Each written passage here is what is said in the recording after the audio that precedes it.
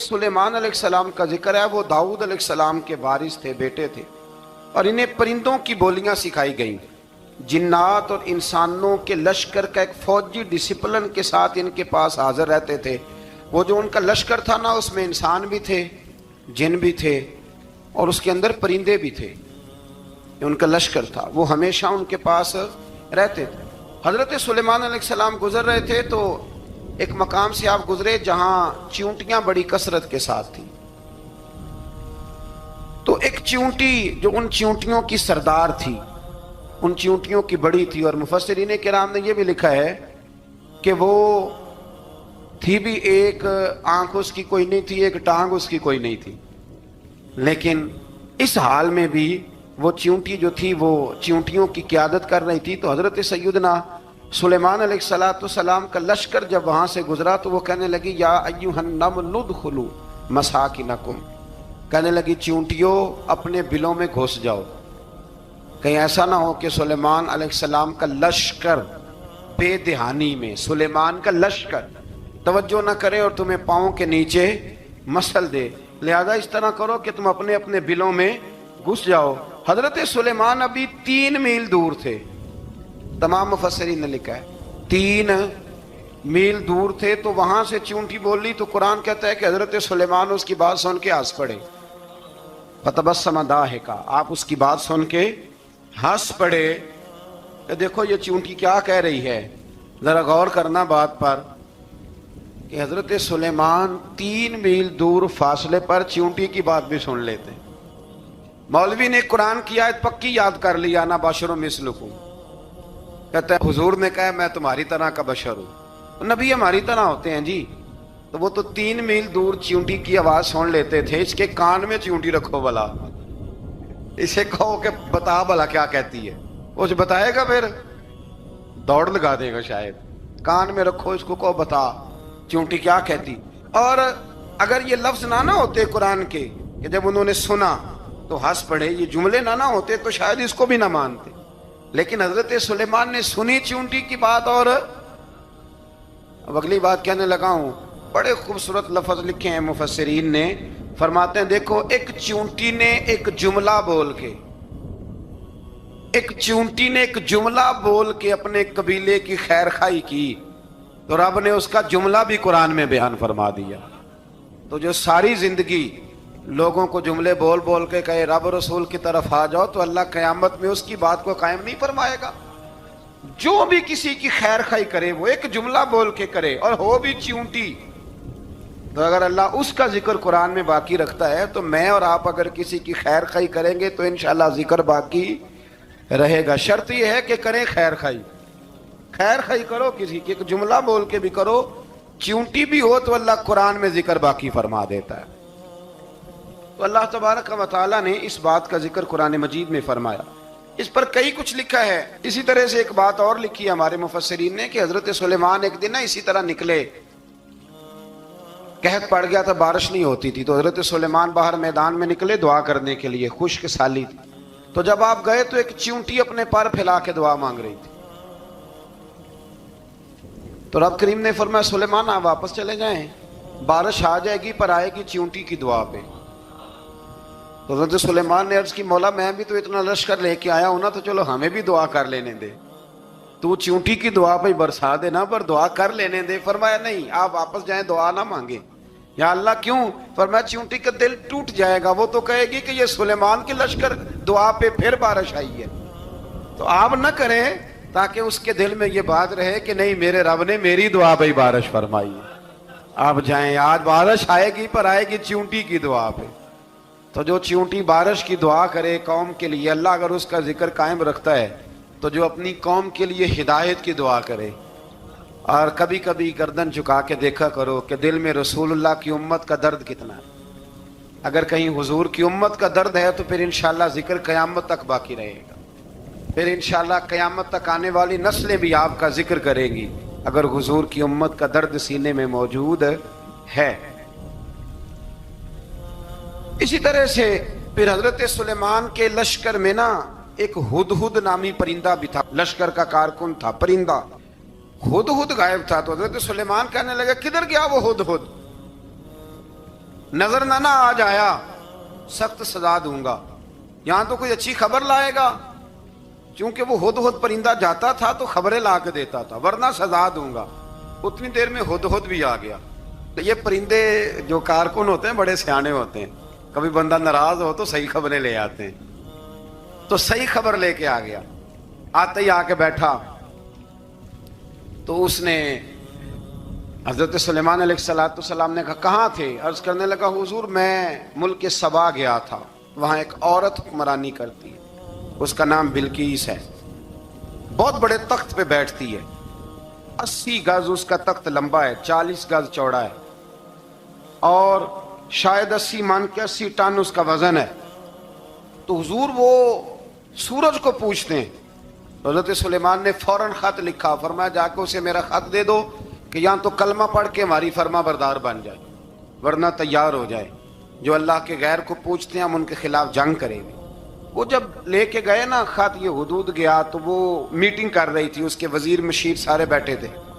اس نے جا کے خط پھینک دیا ملکہ بلقیس کی جھولی میں. اس نے خط پڑھا تو ڈر گئی، وزیروں کو بلایا. حضرت سلیمان، قرآن کہتا ہے حضرت سلیمان نے کہا تھا خط پھینک کے نا تو سائڈ پہ ہو کے سننا وہ کیا کہتا.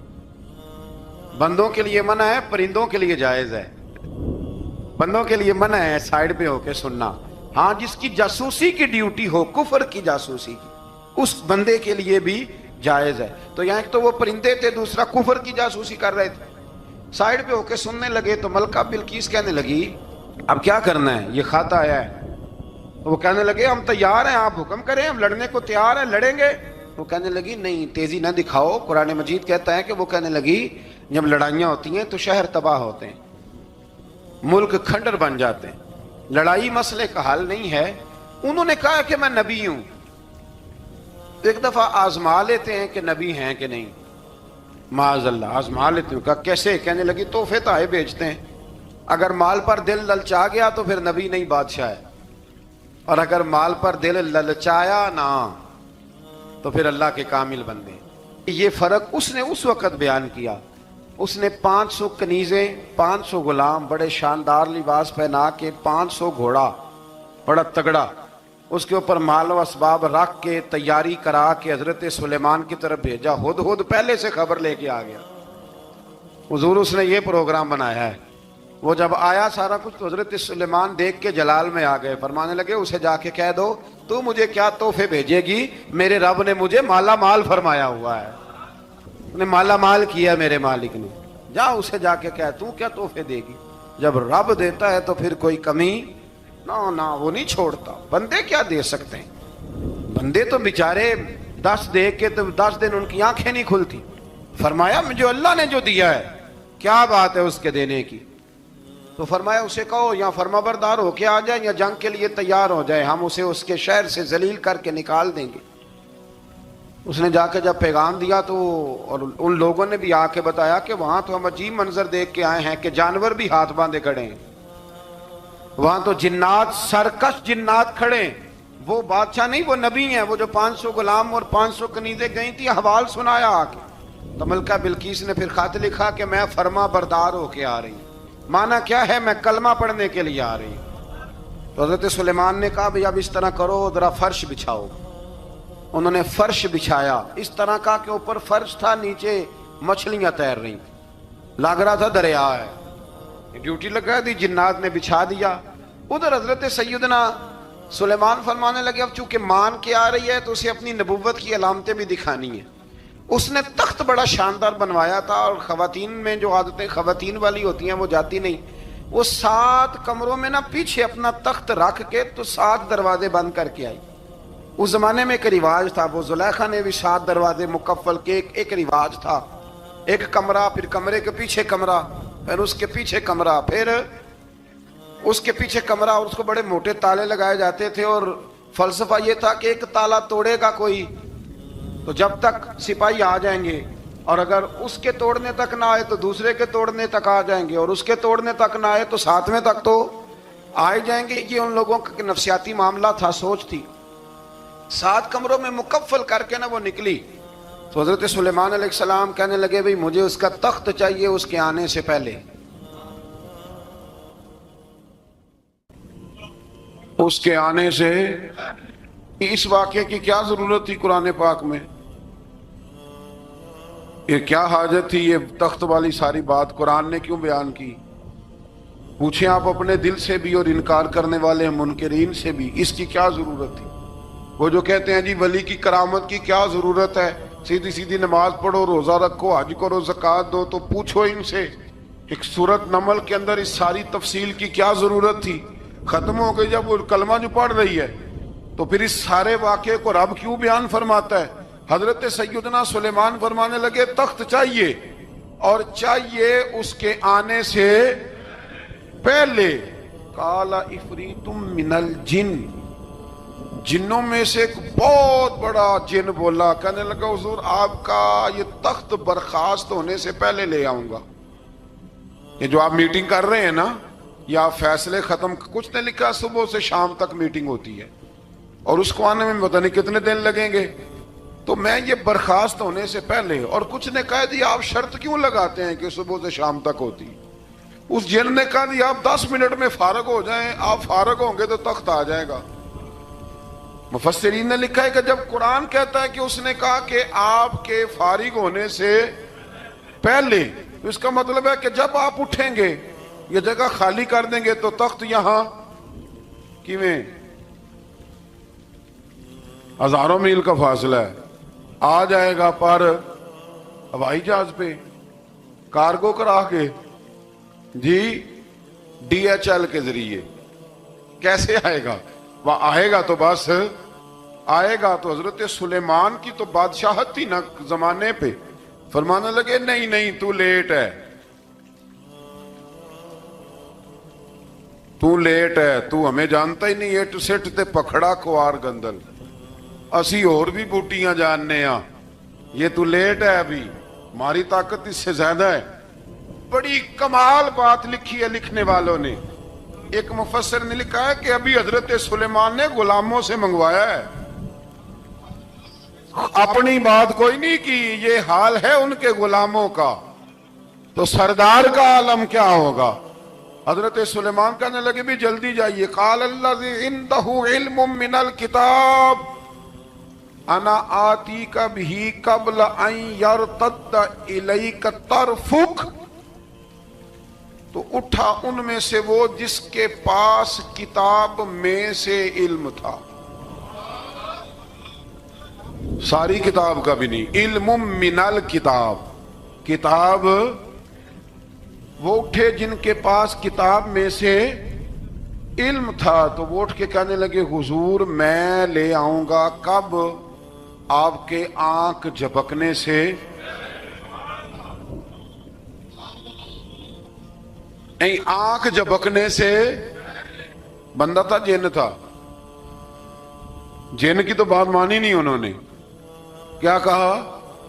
آنکھ جھپکنے سے، میں آنکھ جھپکنے سے پہلے لے آؤں گا۔ تو حضرت سلیمان کہنے لگے تو ٹھیک ہے چل لا، پھر لا، پھر آنکھ جھپکنے سے بڑے ہی نہیں، پھر غصہ نہیں آتا ان پہ، پھر غصہ نہیں آتا۔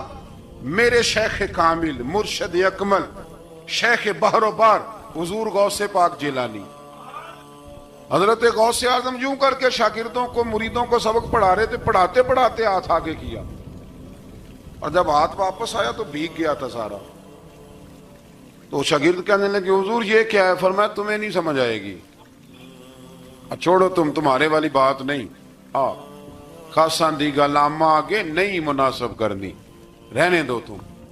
کچھ وقت گزرا تو کچھ لوگ آ گئے، ابھی کلاس ختم نہیں ہوئی تھی، کپڑے بھیگے ہوئے ہو، وہ شاگرد پہلے ہی منتظر تھے، کہا تمہیں کیا ہوا؟ کہنے لگے دریا میں جا رہے تھے، اچانک ہچکولیں آنے لگے، تو ہم نے کوئی کسی بے عمل کا بازو تو نہیں نہ تھاما، ہم غوث اعظم کے ماننے والے ہیں، تو دریا میں کہا یا شیخ عبد القادر جیلانی شیئا للہ، اللہ کے راستے میں مدد کرو۔ تو کہنے لگے بس ایک ہاتھ ہی آیا ہے، اور یوں کشتی کھینچ کے باہر نکالی ہے۔ تو اب وہ شاگرد سارے چپ کر گئے، کہنے لگے جواب کیوں نہیں دیتے؟ انہوں نے کہا تم نے ہاتھ دیکھا ہے پہنچتا ہوا، اور ہم نے ہاتھ دیکھا یہاں سے جاتا ہوا، تم نے پہنچتا ہوا دیکھا ہے، تو ہم نے حضرت بہاؤالحق نقش بند بخاری ان کی ایک مریدنی تھی، اوپر چبارے پہ کسی نے اس کی عزت پہ ہاتھ ڈالا، چبارے پہ اوپر والی منزل پہ اس مریدنی نے اپنی عزت بچانے کے لیے چھلانگ لگا دی۔ جب وہ نیچے گر رہی تھی تو حضرت بہاولک نقشبند بخاری پہنچ گئے، نیچے کوئی ایسا بندوبست کر دیا، کوئی چارپائی بچھا دی، کوئی ایسا جس پہ وہ آ کے آرام سے گری اور بچ گئی۔ حضرت صاحب کی طرف دیکھ کے کہنے لگی حضور آپ کب آئے؟ فرمانے لگے پتر جب تو چبارے سے چلی تھی تب میں بخارے سے چلا تھا، جب تو چبارے سے چلی تھی نا تب میں بخارے سے چلا تھا، اور تیرے نیچے آنے تک میں بھی پہنچ گیا ہوں۔ میں بھی مالی دا کم راکھی کرنا، پھل کچے ہون یا پکے، اے پیر مریداں دے سر تے ہی رہندا ہے، اے جھوٹے ہون یا سچے، یہ پکی غلامی کریں یا کچی کریں، پیر کی بھی مجبوری ہوتی ہے، کیا کریں، پیر مریداں دے سر تے ہی رہندا ہے، اے جھوٹے ہون یا سچے، کیا کیا جا سکتا ہے۔ لیکن نا نافرمان بیٹے کا بھی تو جائیداد میں حصہ ہوتا ہے نا، نافرمان بھی ہو تو جائیداد میں حصہ، تو چلو باپ ناراض رہے گا تو اللہ ناراض رہے گا، بات الگ ہے، پر جائیداد کا حقدار تو ہے نا، چاہے نافرمان ہی ہے۔ پیر مریداں دے سر تے ہی رہندا ہے، اے جھوٹے ہون یا۔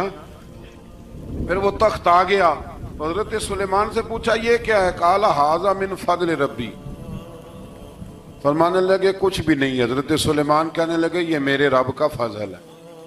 شاید سب مفسرین نے بڑی بڑی باتیں کی ہوں، پر یہاں ایک قاضی ثناء اللہ پانی پتی رحمت اللہ علیہ کا فقرہ میں پڑھ رہا تھا، بڑا مزہ آ رہا تھا۔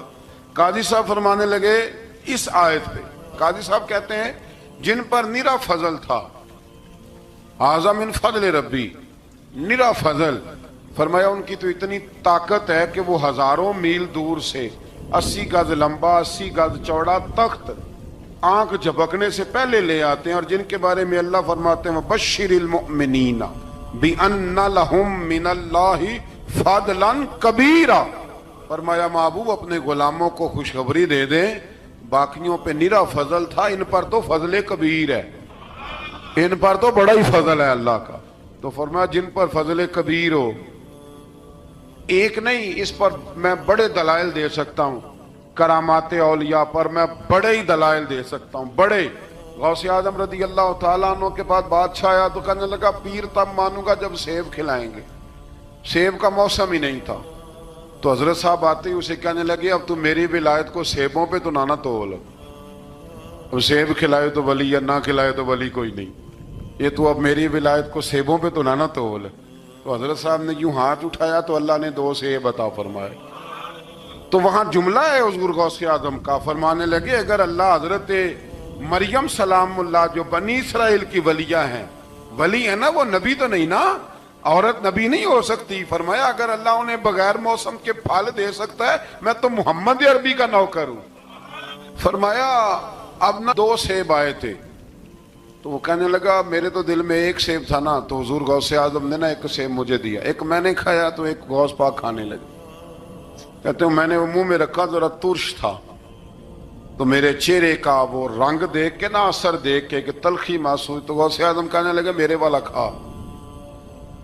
1 انہوں نے کاٹ کے ٹکڑا دیا، کہتے کھایا تو بڑا میٹھا تھا، تو میں نے کہا حضور آئے تو دونوں ہی غیب سے، آپ کے والا میٹھا ہے میرے والا کڑوا ہے، تو آپ فرمانے لگے آئے تو دونوں غیب سے تھے، پر ایک کو ذرا ظالم کے ہاتھ لگ گئے ہیں نا، اس کو تنبیہ بھی کر دی کہ ظلم سے باز آ جا، تنبیہ بھی کر دی، فرمایا ہاتھ ظالم کے لگے اس لیے ترش ہو گیا، سیانا بن، 1 نہیں 20 درجنوں۔ لیکن پتہ نہیں کیوں لوگ اڑ گئے، پتہ نہیں کیوں کڑ کے آ گئے کرامت اولیاء کے معاملے میں بالکل۔ اور پھر کسی حدیث میں یہ نہیں آیا کہ اس زمانے میں ولی ہوں گے تو اس زمانے میں ولی نہیں ہوں گے، حضور نے فرمایا میری امت کبھی گمراہی پر جمع نہیں ہوگی۔ اقبال کہتے ہیں اولیاء کیا ہوتے ہیں؟ اولیاء کیا ہیں؟ جواسیس القلوب۔ اقبال کہتا ہے ولی کا بہت بڑا ولی تم نے دیکھنا ہو تو اسے دیکھو جو تیرے دل کا جاسوس ہے۔ چلو یہ مشکل بات ہے، میں نہیں چھیڑتا، لیکن جو تیرے وہ جاسوسی کرتا ہے، پر کرتا ہے تیرے دل کی، وہ تیرے دل کا جاسوس ہوتا ہے ولی، اور اس پر حضور کی حدیث ہے، فرمایا اس کی فراست قلبی سے ڈر، یہ اللہ کے نور سے دیکھتا ہے۔ ڈر اس کی فراست قلبی سے، اللہ توفیق عطا فرمائے۔ بارہ اس ولی کا نام تھا آصف بن برخیہ۔ آصف بن برخیہ جی حضرت سلیمان کے وزیر تھے۔ وہ آئی ملکہ بلقیس، اور جب وہ آئی نا تو اس نے دیکھا کہ یہ تو آگے سامنے حضرت سلیمان بیٹھے ہیں، اور جو رستہ ہے نا درمیان میں وہ فرش ہے کہ دریا ہے سمجھ نہیں آ رہی، تو اس نے نا اپنا یوں کر کے اوپر کپڑا اٹھانا شروع کر دیا کہ نیچے پانی ہے، تو حضرت سلیمان کہنے لگے چلتی آ، نیچے کچھ بھی نہیں۔ اس نے پیر رکھا، نیچے مچھلیاں بھی تیرتی جا رہی تھیں۔ حضرت سلیمان علیہ الصلوۃ والسلام، آج بھی اللہ نے توفیق دیا نا، لوگوں نے اس طرح کی تعمیرات بعد میں کی ہیں، لیکن اس کے موجد، اس کے پہلے بنانے والے حضرت سلیمان ہیں اللہ کی دی ہوئی توفیق سے۔ تو وہ ملکہ آپ کے پاس آئی، پھر وہ آپ کی فرما بردار ہو گئی، اور بعد مفسرین نے یہ لکھا ہے کہ اس نے جب کلمہ پڑھا تو پھر اس کا نکاح بھی حضرت سلیمان سے ہوا۔ حضرت سیدنا